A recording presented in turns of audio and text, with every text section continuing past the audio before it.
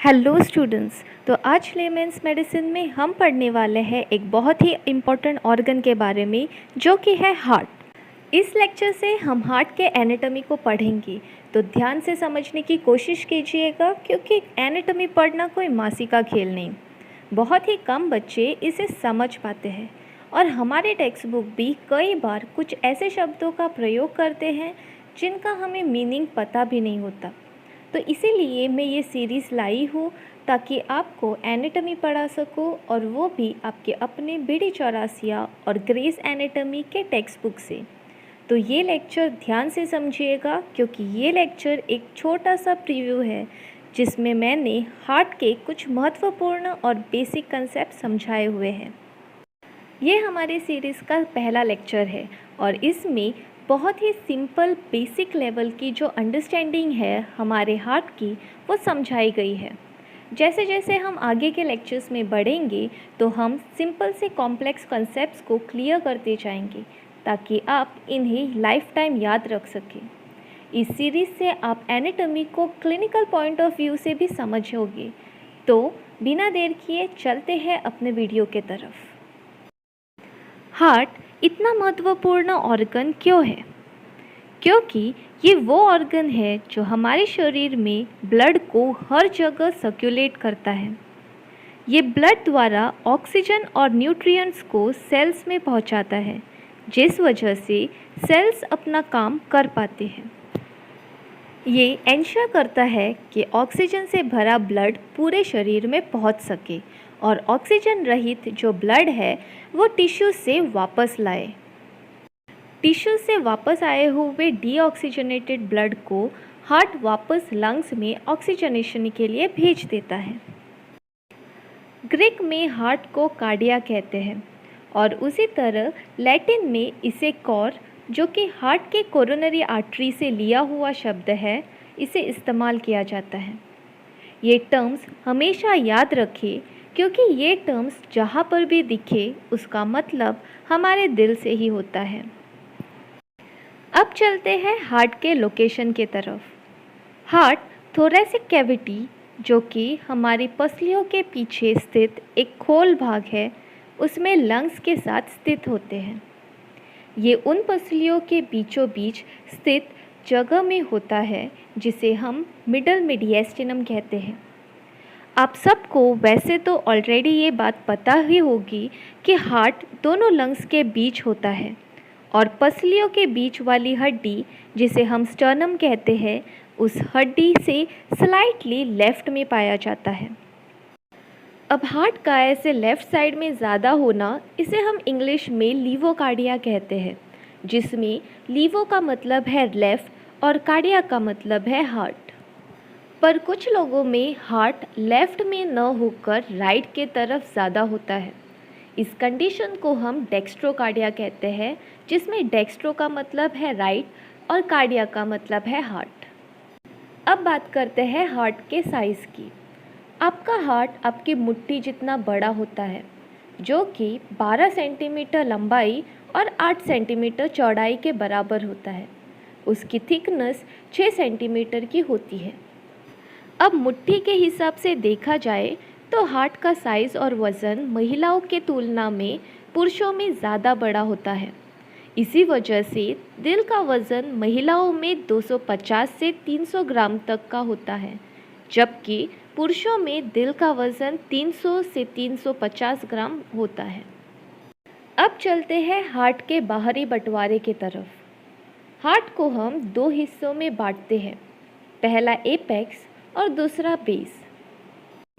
Heart के tip को हम एपेक्स कहते हैं। जैसे एक ट्रायंगल में नीचे चौड़ा पोर्शन बेस होता है और उसका ऊपर वाला पॉइंटेड पोर्शन होता है टिप। अब एनाटॉमी में हम इस टिप को ज़्यादातर एपेक्स कहते हैं। अब हार्ट एक इन्वर्टेड ट्रायंगल है जिसमें एपेक्स या टिप नीचे और बेस ऊपर के तरफ होता है। तो ये जो आपको पार्ट दिख रहा है वो है आपके हार्ट का एपेक्स। अब ये एपेक्स जो है वो पूरी तरह से हमारे हार्ट के लेफ़्ट वेंट्रिकल से बना होता है। अब बात करते हैं बेस की। जैसे कि मैंने समझाया, हार्ट का बेस उसके टिप से ऊपर की तरफ होता है और यहाँ पर हमारे बड़े और महत्वपूर्ण ब्लड वेसल्स, जिन्हें हम मेजर ब्लड वेसल्स कहते हैं, वे पाए जाते हैं। ये सारे मेजर ब्लड वेसल्स हार्ट के बेस को चीरते हुए अंदर जाते हैं। बेस ज़्यादातर लेफ्ट एट्रियम से बना होता है, जबकि बाकी का बेस का पार्ट राइट एट्रियम बनाता है। चलिए बात करते हैं हार्ट के लेयर्स की। हार्ट 3 लेयर या तरों से बना हुआ है। बाहरी तर को हम पेरिकार्डियम कहते हैं, बीच वाले तर को मायोकार्डियम और सबसे अंदरूनी को एंडोकार्डियम। अब बाहर का लेयर, जिसे पेरिकार्डियम कहते हैं, वो खुद 2 हिस्सों में बटा हुआ है। पहला फाइब्रस लेयर और अंदर के तरफ वाला सीरस लेयर। जब हार्ट को डाइसेक्ट करते हैं तब सबसे पहले हमें यही लेयर मिलता है। इस लेयर के बाद आता है हार्ट का सबसे महत्वपूर्ण लेयर, जिसे हम कहते हैं मायोकार्डियम। मायो ये शब्द एनाटॉमी में मसल्स को दर्शाता है, जिसका मतलब है कि ये लेयर मसल से बनी हुई है। ये लेयर सबसे ज़्यादा इसलिए ज़रूरी है क्योंकि हार्ट का ज़्यादातर काम यही लेयर करता है, और अगर किसी वजह से भी ये लेयर डैमेज हो जाए तो हार्ट ठीक से काम नहीं कर पाता।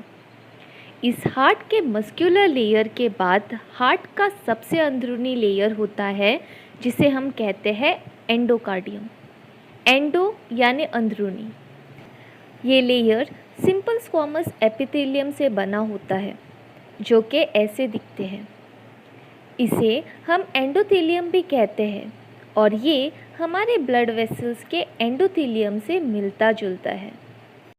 ये तो हो गए बाहरी डिविजन्स, पर हार्ट अंदर से भी काफ़ी डिवाइडेड होता है। बेसिकली हार्ट के 4 चेम्बर्स होते हैं, 2 एट्रिया और 2 वेंट्रिकल्स।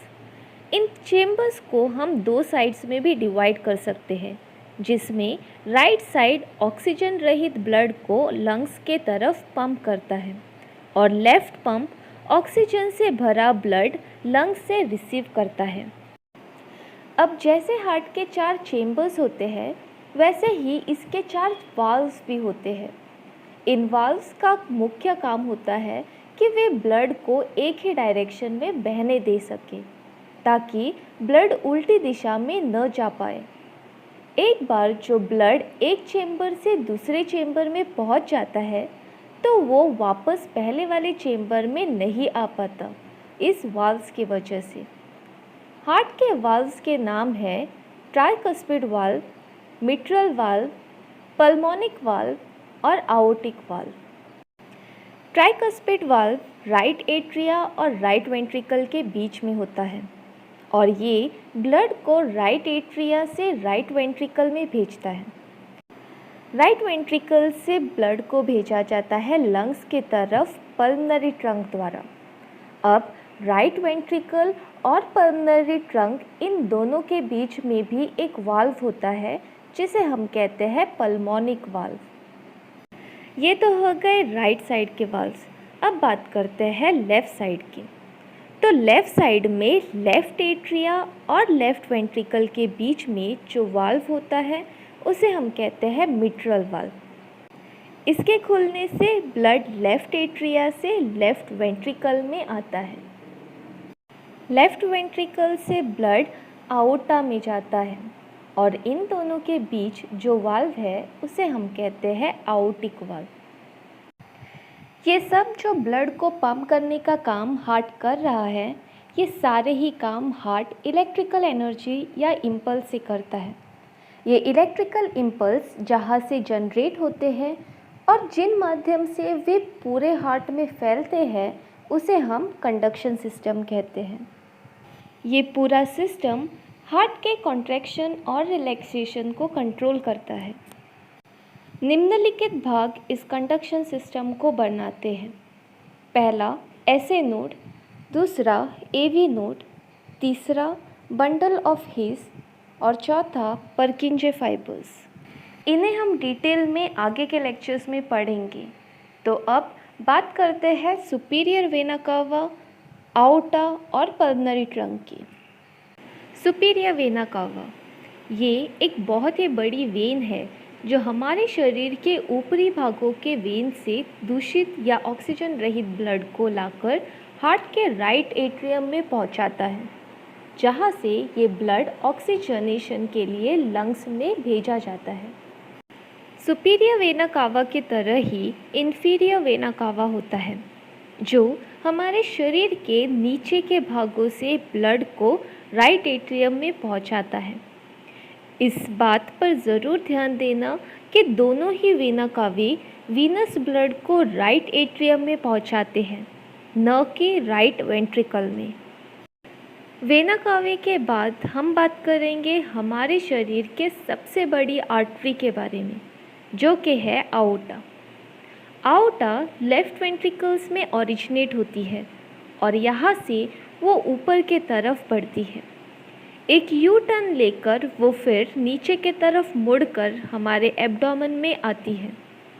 आओर्टा लेफ्ट वेंट्रिकल से ऑक्सीजनेटेड ब्लड रिसीव करती है और पूरे शरीर में सप्लाई करती है। अब राइट वेंट्रिकल से पल्मोनरी आर्टरीज ओरिजिनेट होती है। ये राइट और लेफ्ट भागों में विभाजित होती है। वैसे तो ये आर्टरी ऑक्सीजन रहित ब्लड को कैरी करने का काम करती है, पर फिर भी हम इसे आर्टरी ही कहते हैं। ये इसलिए क्योंकि ये आर्टरी फीटस या गर्भ में जो बच्चा होता है उस बच्चे में ऑक्सीजन से भरा ब्लड सप्लाई करने का काम करती है, और बच्चे की पहली सांस लेने पर ये क्रिया उल्टी हो जाती है, जहाँ ये आर्टरी डीऑक्सीजनेटेड ब्लड को कैरी करने लगती है। ये तो हो गए हमारे शरीर के मेजर ब्लड वेसल्स, जो हमारे शरीर को ब्लड सप्लाई करते हैं और डीऑक्सीजनेटेड ब्लड को वापस हार्ट में लाते हैं। पर हार्ट को भी उसके फंक्शनिंग के लिए ब्लड की ज़रूरत होती है। ये ब्लड हार्ट को उसकी कोरोनरी आर्टरी और उसके ब्रांचेस सप्लाई करते हैं। असेंडिंग आओर्टा के पहले पोर्शन से ये आर्टरी निकलती है। कोरोनरी आर्टरीज के पास ही कोरोनरी वेन्स भी गुजरते हैं, जो फिर हार्ट में ही वीनस ब्लड सप्लाई या ड्रेन करते हैं। इस कोरोनरी वेन्स की कई ट्रिब्यूटरीज या ब्रांचेस होती है, जो एक साथ एक जगह पर मिलकर ड्रेन होती है। उस जगह को हम कोरोनरी साइनस कहते हैं। ये सारे ही वीनस ब्लड राइट एट्रियम में ड्रेन होता है। हार्ट के वेन्स के नाम है the great cardiac vein, the middle cardiac vein, the small cardiac vein, posterior when of left ventricle and anterior cardiac vein. अब आखिर में चलते हैं हार्ट के नर्वस सप्लाई की तरफ। सिंपैथेटिक और पैरासिम्पैथेटिक नर्व्स के ब्रांचेस हार्ट को सप्लाई होती है, जो एक साथ आकर एक कार्डियक प्लेक्सस बनाती है। इस कार्डियक प्लेक्सस के दो भाग होते हैं, पहला सुपरफिशियल, दूसरा डीप। विसरल एफरेंट फाइबर्स भी इस कार्डियक प्लेक्सस से गुजरते हुए हमारे सेंट्रल नर्वस सिस्टम में जाती है। तो ये थे हमारे हार्ट के एनाटॉमी के कुछ मेजर टॉपिक्स। आई होप आपको ये लेक्चर पसंद आया होगा। अगर हाँ, तो ज़रूर लाइक और सब्सक्राइब करें और लेक्चर को शेयर करें। Thank you.